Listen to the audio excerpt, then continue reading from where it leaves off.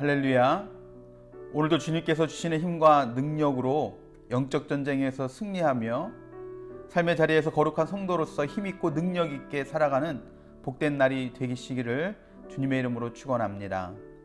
오늘은 학개, 스가랴, 말라기의 말씀을 읽습니다. 드디어 구약의 말씀을 다 읽게 됩니다. 학개 선지자는 스룹바벨과 함께 바벨론에서 제1차 포로 귀환 시에 예루살렘으로 돌아왔던 레위 사람이었습니다. 학개서를 기록한 제일 큰 목적은 그동안 성전 건축을 시도하다가 여러 가지 반대에 부딪히면서 중단된 상태였던 성전 건축을 다시 할 수 있도록 격려하기 위해서 포로에서 돌아온 유대인들에게 전하는 말씀의 내용들입니다. 스가랴서는 학개서와 함께 두 선지서가 동일 시대에 동일한 메시지를 선포합니다.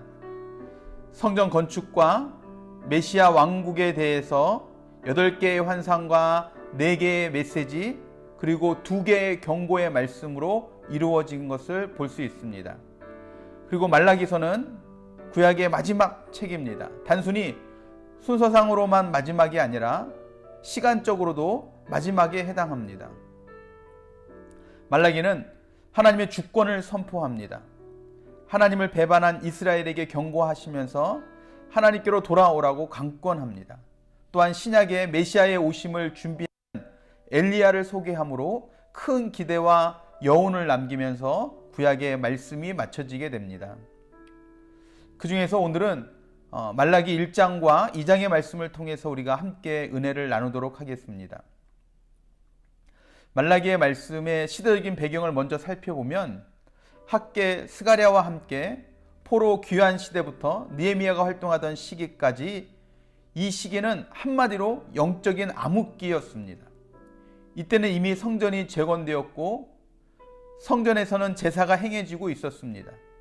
하지만 학개가 외쳤던 예언, 즉 완공된 성전에 하나님의 영광이 임하리라는 예언은 아직 실현되지 않은 상황이었습니다.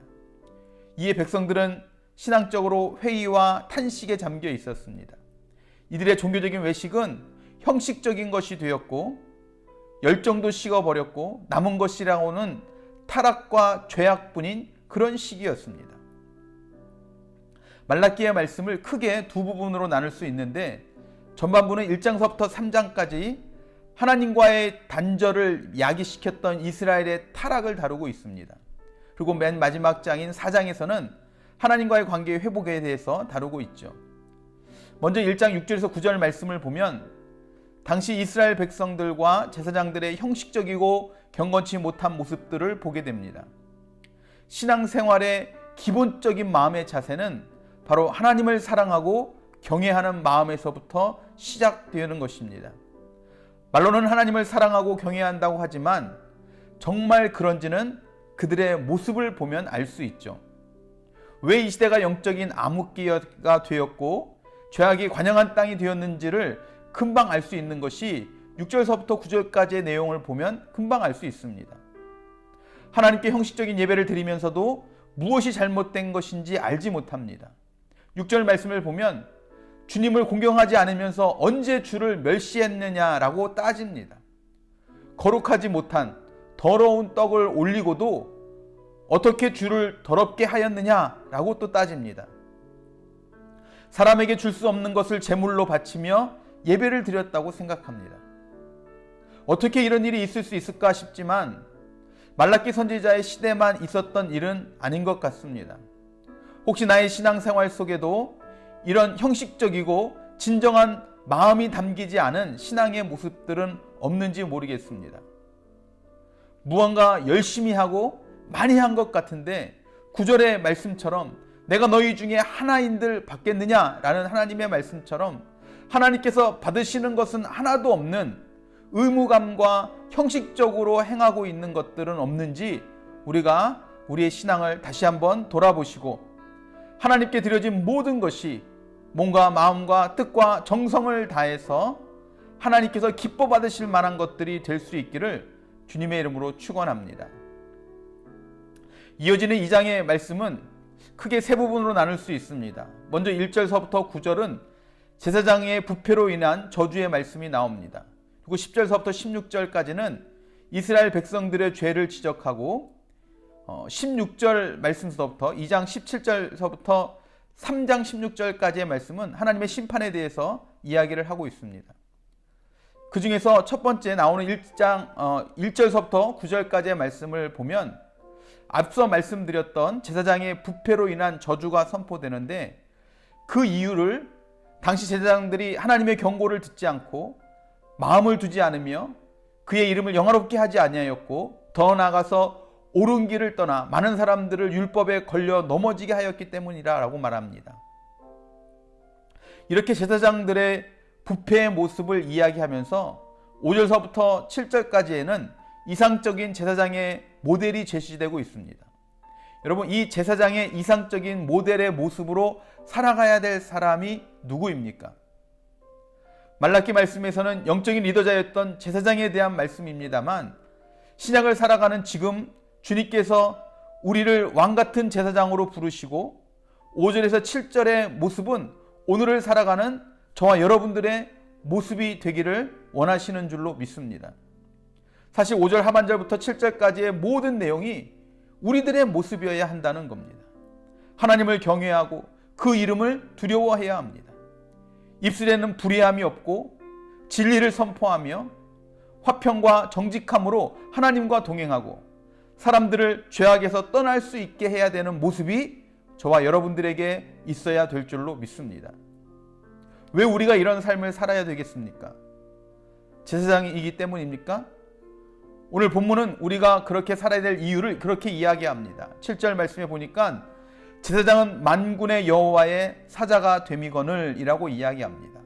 여호와의 사자라고 합니다. 하나님의 메신저라는 뜻입니다. 저와 여러분은 주님의 메신저입니다. 하나님의 뜻을 세상에 사람들에게 전하는 자들입니다. 우리는 우리의 언행으로, 삶의 모습으로 하나님의 뜻을, 하나님의 말씀을 전하는 삶을 살아가야 합니다. 특별한 시간에 특별한 장소에서만 하나님의 뜻을 전하라는 말이 아닙니다.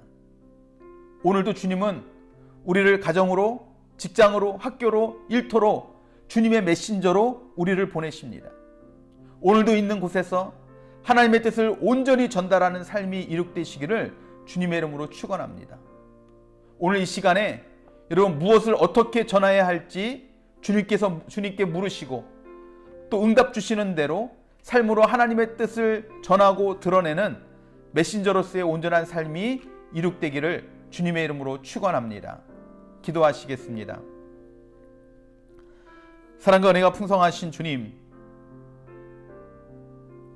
우리가 하나님의 말씀대로 온전히 순종하며 거룩하고 성결하게 온전한 성도로서의 삶을 살아낼 수 있도록 우리의 마음과 우리의 생각을 주장하시고 인도하여 주시옵소서. 하나님, 무엇보다 우리를 주님의 메신저로, 사명자로 부르셔서 보내시는 그곳에서 온전히 하나님의 뜻을 증거하고 전하는 귀한 사명을 잘 감당할 수 있도록 우리들 가운데 함께하여 주시옵소서. 우리를 가정으로, 직장으로, 사업장으로, 학교로, 우리의 일터로, 우리의 삶의 자리로 보내시면서 우리의 삶을 통하여서 하나님의 말씀을 드러내고 증거하기를 원하시는 그 뜻이 오늘 우리 삶 가운데 온전히 이루어지는 복된 날이 되게 하여 주시옵소서. 그렇게 우리 가운데 함께 하시고 우리를 통해 하나님의 하나님 되심이 드러나고 증거되는 복된 삶이 되게 하실 것을 믿고 감사드리며 사랑이 많으신 예수 그리스도의 이름으로 간절히 기도드렸사옵나이다. 아멘, 아멘, 아멘, 아멘. 할렐루야. 오늘 하루도 여러분 형식적인 신앙의 모습들은 다 벗어버리고 우리의 삶이 정말 주님께서 기뻐 받으실 만한 것이 될 수 있는 진정한 주님의 메신저로서의 삶이 있게 되기를 바랍니다. 삶으로 있는 곳에서 그렇게 하나님께 영광을 돌려드리고 또 삶으로 주님을 전하는 귀하고 복된 날이 되시기를 바랍니다. 그렇게 살아가실 여러분들 한 분 한 분 주님의 이름으로 사랑하고 축복하고 또 감사합니다.